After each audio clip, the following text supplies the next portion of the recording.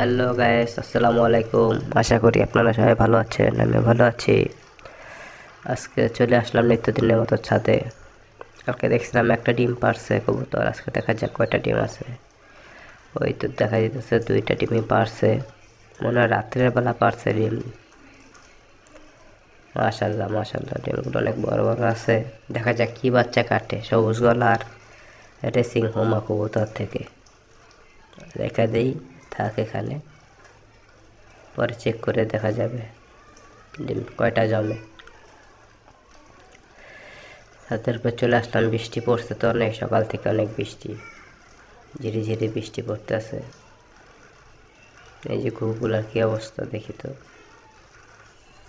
ঘুঘুগুলার খাবার নাই, খাবার দিতে হবে। আকাশের পরিস্থিতিও বেশি ভালো না, বৃষ্টি পড়তেছে,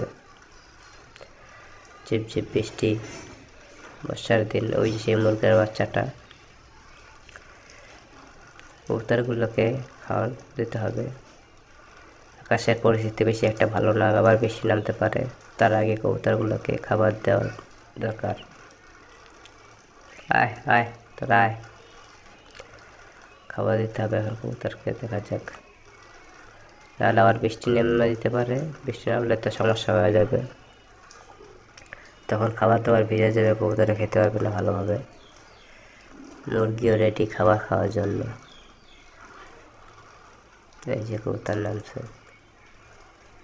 আপাতত 3টা কবুতরই আছে, বেশি কবুতর নাই। কবুতরগুলো সব খেয়ে ফেলছে। বন বিড়াল এসে কবুতরগুলো সব খেয়ে ফেলছে। 3টা কবুতর অবশিষ্ট ছিল। দেখা যাক, এই 3টা থেকে আবার হবে ইনশাল্লাহ।